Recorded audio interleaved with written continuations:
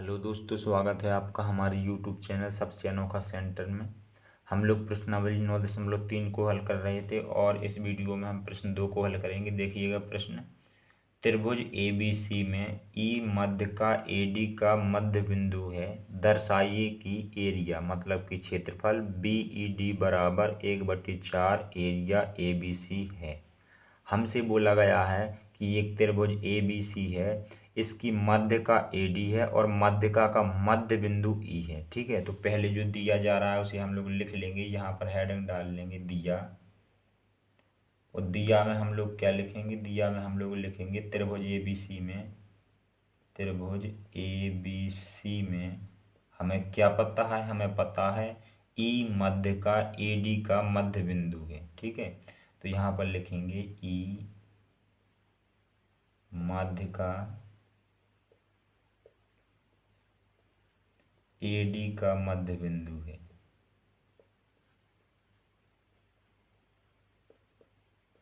मध्य बिंदु है। ठीक है, अब जो हमें ज्ञात करना है, सिद्ध करना है, उसे हम लोग यहाँ पर लिखेंगे, हेडिंग डाल लेंगे सिद्ध करना।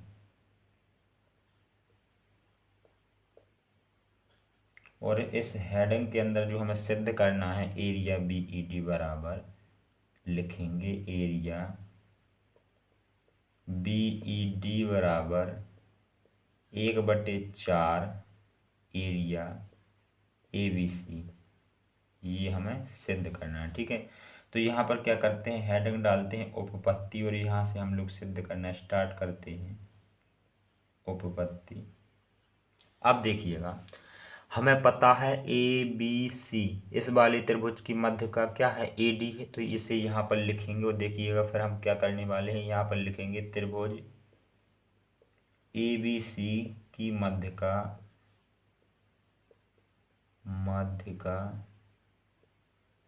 क्या है, ए डी है,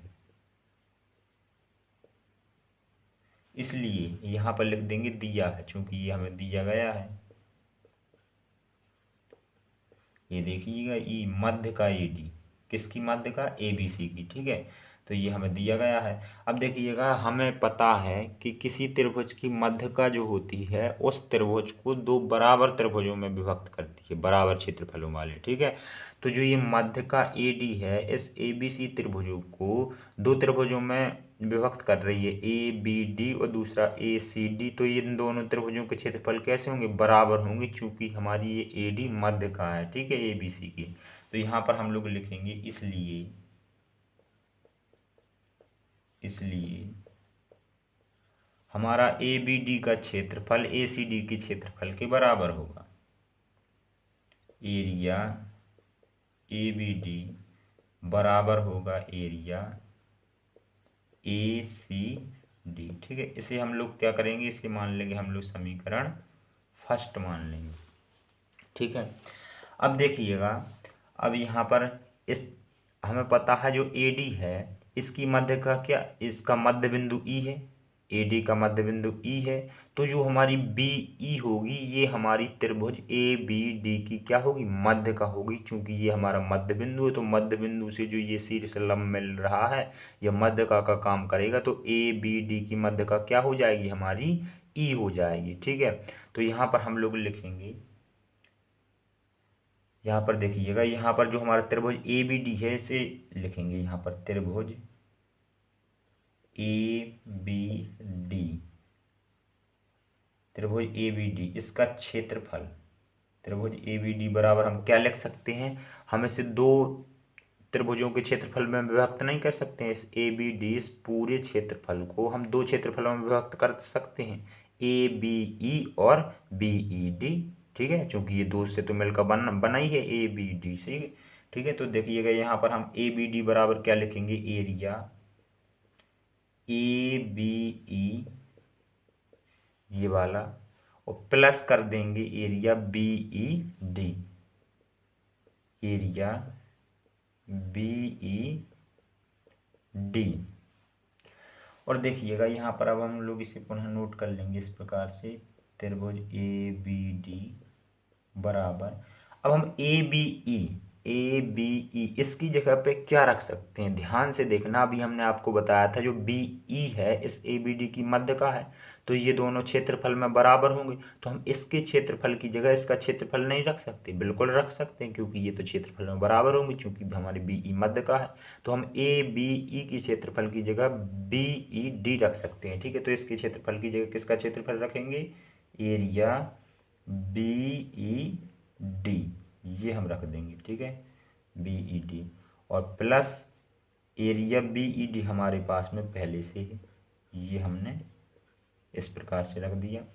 और अब हम इन दोनों को जोड़ देंगे तो एरिया ए बी डी बराबर क्या आ जाएगा, हमारा आ जाएगा 2 एरिया बी ई डी, ठीक है। इसे क्या करेंगे, इसे मान लेंगे हम समीकरण सेकंड, इसे समीकरण सेकंड मान लेंगे, ठीक है। अब देखिएगा इस पूरे चतुर्भुज पूरे त्रिभुज को हम किस प्रकार से लिख सकते हैं, पूरे त्रिभुज के क्षेत्रफल को किस प्रकार से लिख सकते हैं, ध्यान देना। यहाँ पर हम एरिया ए बी सी को किस प्रकार से लिख सकते हैं, हम इसे 4 त्रिभुजों के क्षेत्रफल के रूप में लिख सकते हैं, या फिर कह लो 2 त्रिभुजों के क्षेत्रफल के रूप में, ए बी डी और ए सी डी, इसे 2 क्षेत्रफलों के रूप में बिल्कुल लिख सकते हैं, ठीक है। तो यहाँ पर हम लोग लिख देंगे area A B D plus area A C D, ये दोनों त्रिभुजों के क्षेत्रफल मिल करके इस पूरे त्रिभुज का क्षेत्रफल बना देंगे, ठीक है। तो हम 2 त्रिभुजों के क्षेत्रफल के रूप में लिख रहे हैं ए सी डी। अब देखिएगा, अब हम लोग यहाँ पर क्या करेंगे, समीकरण फर्स्ट से यहाँ पर कुछ ले करके आएंगे, समीकरण फर्स्ट से। तो यहाँ पर जो हमारा एरिया ए बी सी है, इसे हम ज्यों का त्यों रखेंगे, एरिया ए बी सी और बराबर। अब देखिएगा एरिया ए बी डी जो है हमारा, इसे भी ज्यों का त्यों रखेंगे। और समीकरण फर्स्ट की बात हम कर रहे हैं, तो समीकरण फर्स्ट से ए सी डी की जगह पे हम कितना लिख सकते हैं, ए सी डी की जगह हम ए बी डी नहीं लिख सकते, क्योंकि ये दोनों तो बराबर में है। तो ये ए सी डी की जगह ए बी डी लिख सकते हैं, तो यहाँ पर हम ए सी डी की जगह लिख देंगे एरिया ए बी डी, ठीक है।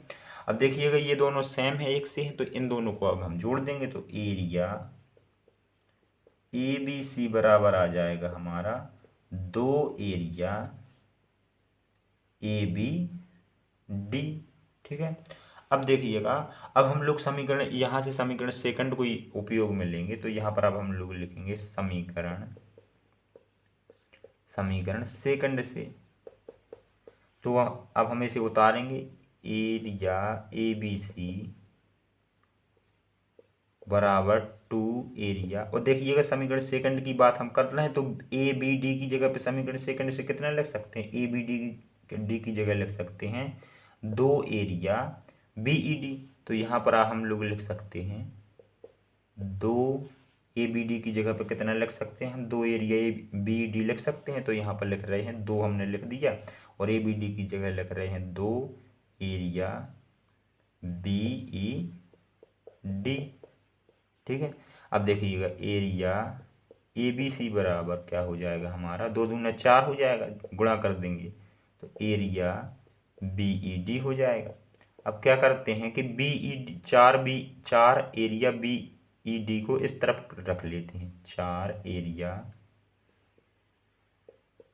बी ई डी को इस तरफ रख लिया, और ए बी सी को इस तरफ रख लिया, ए बी सी। अब हमें पता है 4 और एरिया बी ई डी एक दूसरे के गुणा में है, तो ये जो 4 है ए बी सी के भाग में पहुंच जाएगा, तो एरिया बी ई डी बराबर क्या निकल के आ जाएगा हमारा, 1/4 भाग में पहुंच गए 4 एरिया ए बी सी। देखिएगा यही तो हमें सिद्ध करना था, तो यहाँ पर लिख देंगे इति सिद्धम। इस प्रकार से हमारा दूसरा प्रश्न कंप्लीट हो जाता है। चलिए मिलते हैं अगली वीडियो में, धन्यवाद।